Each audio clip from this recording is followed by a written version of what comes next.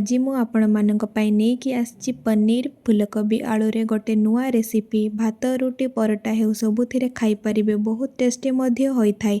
आपण माने थरे घरे बनेले ही जानि परिबे।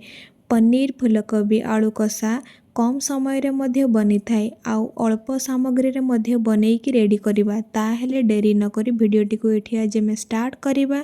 पनीर फुलकोबी आलू कषा। नमस्कार, आदिवासी रसोई चैनल को आपण मन को अनेक अनेक स्वागत। पनीर तरकारी करबा पई प्रथमे एठी मु दुईटा मीडियम साइज रो आलू नै जेइची, गोटे बिलाती, गोटे बड़ साइज रो पनीर, गोटे गोटा फुलकोबी नैची। प्रथमे आमे फुलकोबी को काटी नेबा।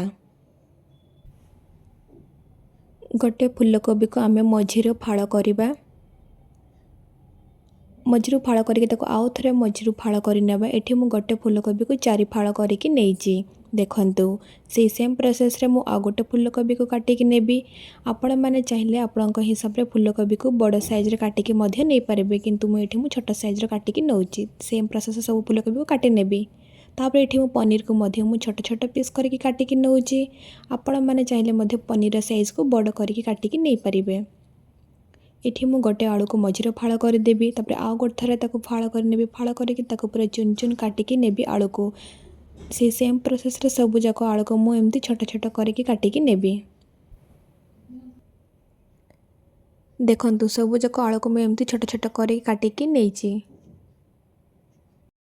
मसला बनेया पई फाळ प्याज नेइची, 3टी सुखिला लंका, 5 रु 6टी अदा, 10 रु 12टी रसुण, गोटे चामच जीरा, गोटे बड़ चामच रे पोस्त नेइची। अल्प टिके पानी दे मसला को आमे चिकन करिके ग्राइंडिंग करिके नै आसबा भल भाबरे। एठी देखंतु मसला हमर चिकन हेके भल भाबरे ग्राइंडिंग हे जेइची। एबे ताको आमे गोटे प्लेट रे काढी नेबा सब जाको मसला को।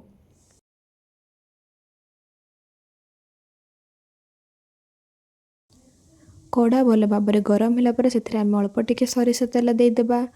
तेल भल भाबरे गरम होला परे तेल को आमे कढ़ा चारि आडे एपट सेपट करिके टिके तेल को लगे नेबा भल भाबरे।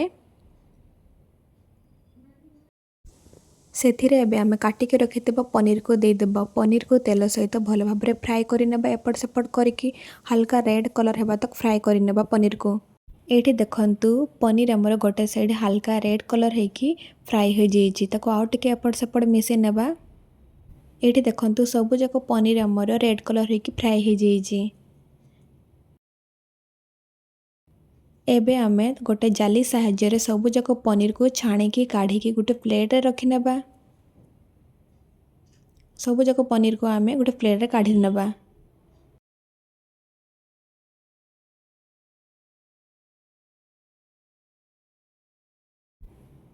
देखंतु सब जाको पनीर को मु काढि निची प्लेट रे। सही सेम तेल रे ही काटिके रखितेबा। एबे आलू को दे देबा। आलू को मध्य हल्का रेड कलर हेबा तक फ्राई करि नेबा एपट सेपट करिके। देखंतु आलू एठी मोर हल्का रेड कलर हेकी फ्राई हो गलानी भल भाबरे। एबे मु से छणा सहाय्य रे सब जाको आलू को छाणी नेबी। सब जाको आलू को काढिकी प्लेट रे रखि नेबा। सही सेम तेल रे ही एबे काटिके रखिथिबे फुलकोबी को दे देबा। फुलकोबी को मध्य एपट सेपट करिकी भल भाबरे तेल रे मिसै नेबा। हल्का रेड कलर हेबा तक फ्राई करि नेबा फुलकोबी को मध्य। एठी देखंतु फुलकोबी हमर हल्का रेड कलर हेकी फ्राई हो जेइची। ताको आउ 2 रु 3 मिनिट फ्राई हेबा पई छाडी देबा फुलकोबी को। एठी देखंतु 2 रु 3 मिनिट पर सब जाको फुलकोबी हमर रेड कलर हेकी फ्राई हो जेइची। एबे से छणा सहाय्य रे सब फुलकोबी को आमे गोटे प्लेट रे काढी नेबा।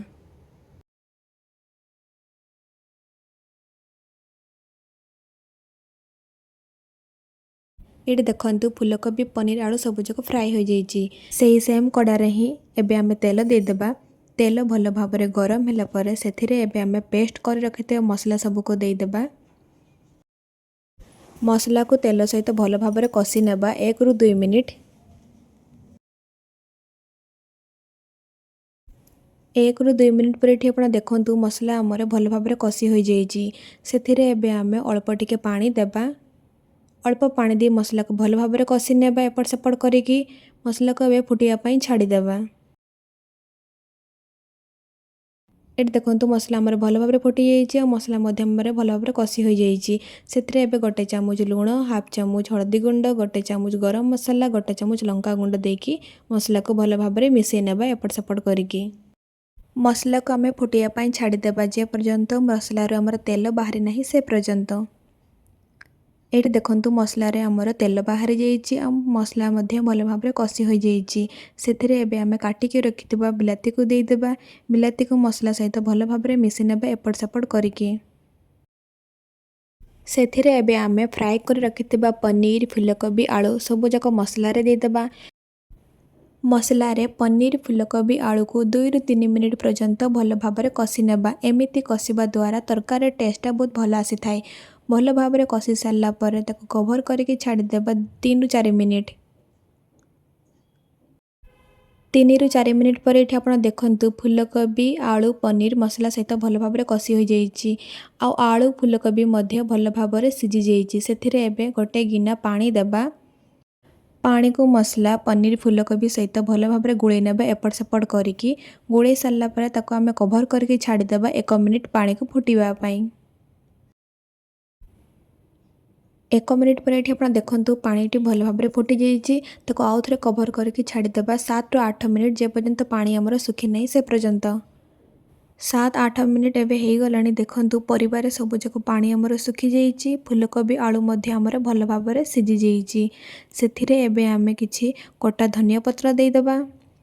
धनिया पत्र को देकी फुलकोबी पनीर आलू को भल भाव में मिसई नेबा। मिसई सारला पर सब जाक तरकारी को गोटे प्लेट रे काढ़ी नेबा। देखंतु एठी आमर प्रस्तुत हो जाइए पनीर फुलकोबी आलू कषा। आशा करुच्ची भिडियोटी आप समस्त को भल लगी। जदि भिडियोटी भल लगी ताले गोटे लाइक, कमेंट, शेयर, सब्सक्राइब करने जमा भी भूलिबेनी। आमे पुणी देखा गोटे नेक्स्ट भिडियो रे।